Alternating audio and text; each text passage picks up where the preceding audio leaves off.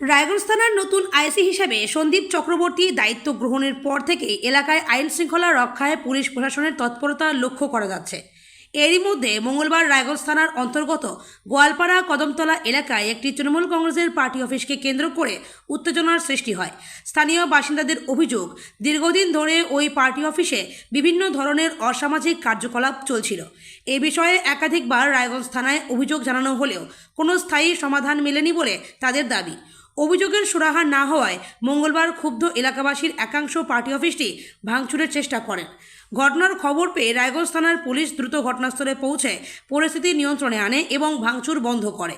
পরে রায়গঞ্জ থানার আইসি সন্দীপ চক্রবর্তী নিজে ঘটনাস্থলে উপস্থিত হয়ে এলাকাবাসীর সঙ্গে কথা বলেন। তিনি অভিযোগগুলি গুরুত্ব সহকারে খতিয়ে দেখার আশ্বাস দেন এবং 3 দিনের মধ্যে বিষয়টির একটি সুরাহা করার চেষ্টা হবে বলে জানান। এ প্রসঙ্গে স্থানীয় বাসিন্দা রেবা মণ্ডল বলেন, দীর্ঘদিন ধরে এলাকার মানুষ সমস্যার কথা জানিয়ে এলেও কার্যকর ব্যবস্থা নেওয়া হয়নি, তাই ক্ষোভের বহিঃপ্রকাশ ঘটেছে। অন্যদিকে স্থানীয় বাসিন্দা দীনবন্ধু মণ্ডল বলেন, এলাকার শান্তি ও নিরাপত্তার স্বার্থে প্রশাসনের দ্রুত এবং নিরপেক্ষ পদক্ষেপের দাবি জানিয়েছেন তারা। ঘটনাকে কেন্দ্র করে এলাকায় কিছু সময়ের জন্য উত্তেজনা সৃষ্টি হলেও বর্তমানে পরিস্থিতি নিয়ন্ত্রণে রয়েছে। পুলিশ পুরো বিষয়টির ওপর নজর রাখছে এবং অভিযোগের সত্যতা যাচাই করে প্রয়োজনীয় আইনানুগ ব্যবস্থা নেওয়া হবে বলে প্রশাসন সূত্রে জানা গিয়েছে। এখানে বলতে এই জোর দখল করে এখানে আমার ফ্রন্টে, মানে আমার এই যে বাবার বাড়ি এখানে ফ্রন্টে ক্লাব তুলেছে। এখানে অনেক বাধা দেওয়া সত্ত্বেও এখানে কি যেন বলছে জোর করে এরা ক্লাব দখল করে নিয়ে এই যে আজকে এখানে বিভিন্ন ধরনের অসামাজিক কাজকর্ম হয়। টিএমসির আগের সরকারে যে লোকজন ছিল তারাই করছে। এখানে দেখেন মদ, গাঁজা, জুয়া, আরও ধরনের যত নিকৃষ্ট ধরনের কাজ সবই হয়। যত রাত হতো যত রাত হতো তত তাদের মনে হচ্ছে এমনকি কি যেন বলছে আমাকেও অকথ্য ভাষায় গালিগালাজ করেছে। আমাদের যেই জায়গাটা আমাদের হুমকি দিয়েছে।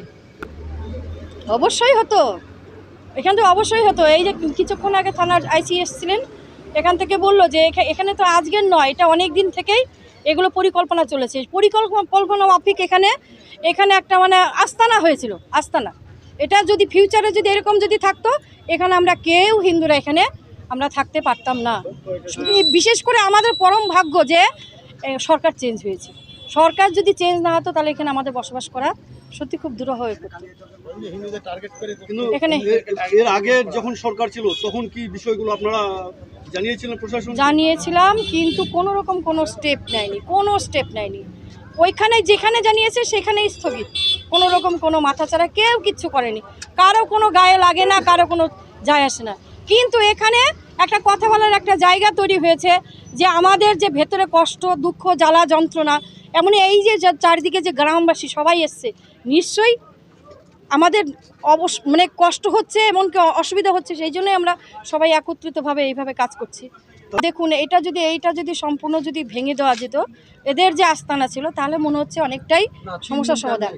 এখন ওকে থানার থেকে এসেছিলেন আইসি সাহেব, উনি বললেন যে আমাদের তো এর আগে কপি দেওয়াই হয়েছিল থানাতে।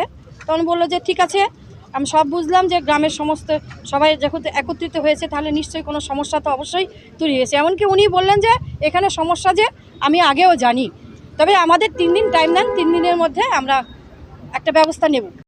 যে অবৈধ একটা ক্লাব বলেন বা একটা অসামাজিক ক্রিয়াকর্ম হতো, সেটার বিরুদ্ধে আমরা আগে থানায় জানিয়েছি, সেটা বিগত সরকারের সময়। কিন্তু প্রশ্ন হলো তখন কোনো কাজ হয়নি।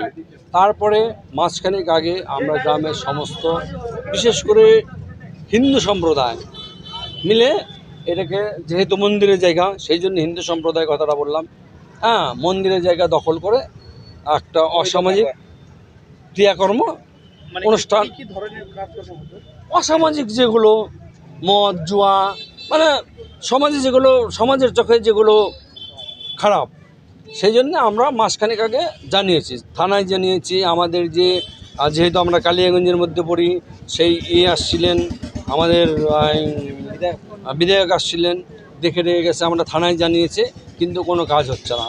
শেষে বলছি দাদা, কালকে সদ্য রায়গঞ্জ থানার আইসি জয়েন করবে, জয়েন করার সাথে সাথে এত তৎপর, এই বিষয়টা আপনি কিভাবে দেখছেন? না, প্রশাসনের কাছ থেকে আমরা তৎপরতা পাইনি। এটা আমাদের আগে পাওয়া যায় না, এটা আমাদের উদ্যোগে হয়েছে। আজকে আমরা একত্র হয়েছি এটা ভাঙার জন্য, প্রশাসন ভাঙতে আসেনি। বরং প্রশাসন বলল 3 দিন টাইম নিয়েছে, 3 দিন টাইম নিয়েছে। শুক্রবার অবধি দেখব, যদি প্রশাসন কাজ না করে সেটা শুক্রবার অবধি আমরা শনিবার দিন গ্রামের সবাই মিলে এটাকে একদম মানে নির্মূল করে, এটাকে ভেঙে দিয়ে আর কি নির্মূল করে আমি মন্দির প্রতিষ্ঠা করব। এবং যার জায়গা পেছনে আছে স্বর্গীয় পরেশচন্দ্র মণ্ডল, ওনার মেয়েও আপনাদের কাছে কথা বলল। হ্যাঁ, ওনাদের কিন্তু এটা সম্পত্তি এবং তাকেও, একটা মহিলাকেও হেনস্থা করা হয়েছে।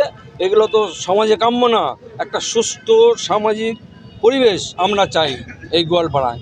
চাই না কোনো উশৃঙ্খল, চাই না কোনো গাঁজা মদ জুয়া, আমরা সুস্থভাবে বাঁচার চাই। সেই জন্য সরকারের দুর্নীতি আর একদিকে হচ্ছে ভয় আউট, এই বিষয়টি আপনি কিভাবে দেখছেন? হ্যাঁ, আগের সরকার যেমন আমাদের কোনো কথায় গ্রাহ্য করতো না, তারা ওপেন শুনছি, আমাকে ধরেনি, আগ্নেয়াস্ত্র হ্যান ত্যান নিয়ে ঘুরছে, হুমকি দিচ্ছে, ভয় দেখিয়েছে। কিন্তু যে নতুন সরকার এসছে আমাদের এখন ভয়টা কেটে গেছে।